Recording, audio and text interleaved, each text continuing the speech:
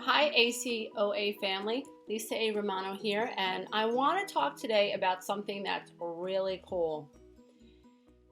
So, the world is a vibrating place, right? So, the natural laws of the universe are always at play. And so, what's really helpful on my own healing journey is to take what's natural and what's universal in terms of the universe and what the laws are that govern this universe, and then apply them to my own recovery process. And so, fundamental things that we need to know about adult children of alcoholics or adult children from any dysfunctional, messed up home is that we were taught to disown what we feel. That's really sad because how we feel is everything. Okay, because the law of attraction is based on attracting what we feel. Law of attraction isn't about what we think about. Law of attraction is about creating and manifesting what we feel on an emotional level. So if you came from a dysfunctional family, then it's very difficult for you to manifest what you wish to create in your everyday reality when you've been cut off from your feelings, when you've been taught to be ashamed of your feelings, when you live in a state of fight or flight and you're constantly reactive. It literally is impossible to create a life that's built on abundance because you are coming at the world or presenting yourself from a position of lack. It's not your fault, dear one. Okay, but let's get some things really, really clear. Okay, so one of the natural laws of the universe is cause and effect. So every action creates an equal and opposite reaction. How about this one? Love it. How about an object stays in motion?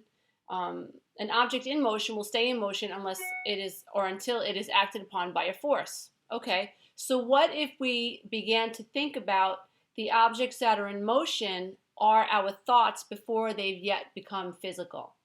What if we presumed that our thoughts were things that eventually would manifest because they are, right? Okay, so what if we said this? Emotions in motion tend to stay in motion until acted upon by a force. Stick with me. Negative emotions tend to stay in motion unless they're acted upon by a force. Positive emotions tend to stay in motion unless acted upon by a force. So, what's the force? We are, dear one. Like, who is it?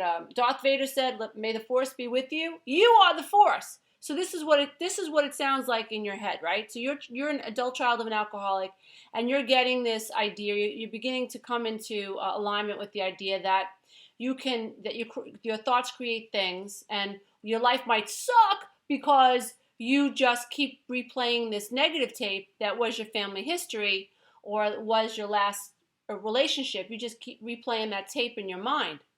So what's going to show up? More of that stuff in your external world, right? So you're beginning to understand that you have some creative control over your flow of thought. And so this is what it sounds like, okay? So I'm going to pretend that I am an ACOA finally coming into this understanding that I have some control of my thoughts. So this is what it sounds like. Damn, it's raining. By the way, it is raining here in New York today, hence the frizzy hair. But damn, it's raining, raining out today. I really wanted to go out and plant those flowers. It always rains, it figures. And you know what? I just washed my car. It always, when I wash my car, I guarantee the next day it's going to rain. Oh, probably I'm gonna drive through a puddle and I'll probably flood out my engine. And I know that happened to me last year. Wait a minute. Hold on. What am I doing? Wait a minute. Negative thoughts and negative emotions tend to stay in motion unless acted upon by a force. So, okay, I'm listening to that woman on YouTube called Lisa Romano, me. And she said something the other day in that video about that emotions will stay in motion unless acted upon by a force, and I am that force. So I wonder what would happen if I just started thinking more positively. Let me figure out how I can turn this around. Let me think. Now you're out of your lizard mind. Now you're out of your reptilian mind. Now you're in a state of godlike, goddessness, godlikeness. You're in divinity because now you're actually thinking. You're using this brain that God put into your being. You're not reacting. Now you're thinking. So, okay. how can I create a more positive flow? Because I want positive things to happen and positive things to come to me. What would I have to do right now? What can I think about right now to get my mind off of the negative thinking about rain? Well, you know what? I have a lot of paperwork that I have to do. Maybe I can stay in today and do that paperwork that I've been avoiding. That would be a positive thing. And you know what? I have a pile of laundry that I have to sort. You know, that would be a good thing to do. And maybe I could finally watch that movie that I've been dying to dying to watch. Maybe I could write those thank you notes. Maybe I'll call my mom. Maybe I'll go. Maybe I'll go call the old lady down the block and see if she needs any eggs or milk, or um, maybe I'll just look outside at this beautiful world and imagine what's benefiting from this rain. Like, there must be a reason for rain, right? Because like the earth has been in existence for like billions of years, and I'm only going to be here for a twinkling of an eye. What do I know? The earth must know something more than I do. My point is, dear one, that you are the force, and you at any point in time can stop the way your brain is going, the direction your brain is going. Now, ACOAs have a very difficult time manifesting abundant life experiences because we live in a state of fight or flight. Not our fault, dear one, but you have to open up your heart, and you have to begin connecting to your own divinity, and understand that you need to forgive what's happened in the past, not for them, but for your own sake, and become the eye in the sky. Like I say, that's one of my strategy steps. Become the eye in the sky. You know, see what's going on. You see your parents as wounded beings, disconnected from their own divinity, because they are. That doesn't mean that you should have them in your life, and that doesn't mean that you shouldn't have boundaries, because that's a bunch of malarkey. It's bull. Somebody's hurting you. I don't care if it's your mother, it's your father, it's your sister, your brother. I don't care who it is. Somebody's dragging you down. They're bringing toxicity into your life. You need a boundary.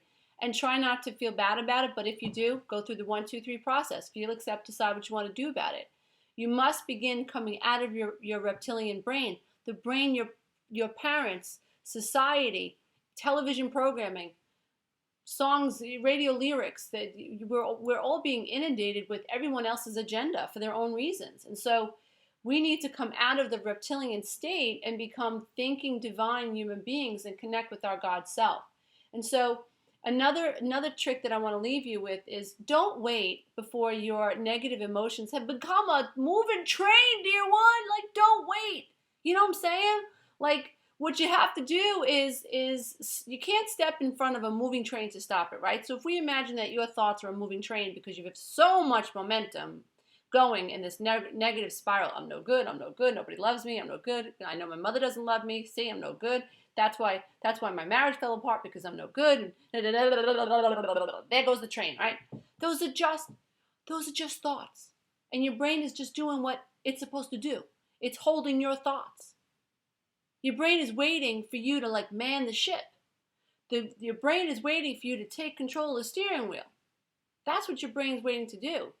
And until you, dear one, step into that divinity through free will and through cognition, until you do that, your brain, it's not your brain's fault that it just rewinds the tape. That is your history and your past. Dear one, it takes a big, big leap of faith. And what I've learned in my own experience is that when I leap, that's when the bridge appears. Like, the bridge doesn't show up before. There's a whole lot of faith in these words, and there's a whole lot of faith in the idea that whoever created the stars created you, so you must be worthy. It doesn't make sense. Nothing else makes sense. I don't care. Like I tell all my clients, I don't care if you've got a heroin needle sticking out of your arm. That just means you might not believe you're worthy, but you are. You are. Whether you believe that or not, you are. And so when you have this reptilian brain, your brain has sort of like been microchipped with negative thinking if you're an ACOA. But it is possible to remove that chip. It is possible to step into a thinking mind. It is possible to master self, and that's what this is all about. So I encourage you to read my book, The Road Back to Me, because it really is the story of an inner child, and that will help you come into alignment with your own inner child. My road beyond the codependent divorce was my experience coming out of a codependent, icky, sticky relationship that had me questioning everything. I had to face shame. I had to feel guilt. The hardest part of that journey, dear one, was giving myself permission to admit that I was unhappy, and giving myself permission to let go, and giving myself permission to believe that I deserve more. But I had to face all that codependent programming that was my family history. Love and Self-Affirmations is a book that is really changing people's lives. I know this because people on YouTube and my clients and people who've read the book get back to me and they tell me, I take this book with me wherever I go. And when I'm having a rough moment, I refer to one of the affirmations and I'm right back in alignment. I'm remembering you. I hear your voice in my head. I love when people say that. That's freaking awesome. It's so wonderful. And quantum tools to help you heal your life now. If you're ready to take like full responsibility for your life and like cut all the strings to everybody else's opinion of you, and you're really ready to own it, like I mean own it, then quantum tools to help you heal your life now will help you stay in alignment with creating a life that you truly deserve. I encourage you to read them, dear ones, because I wrote them in the sequence of my own healing journey. And if you read them in that sequence, it'll pull you through. And if you pay attention to the YouTube videos and watch them over and over and over, this information and my intent that I'm sending through this video will penetrate you. You will absorb the intent of this video. It can be no other way. It can be no other way. Dear ones, you are loved.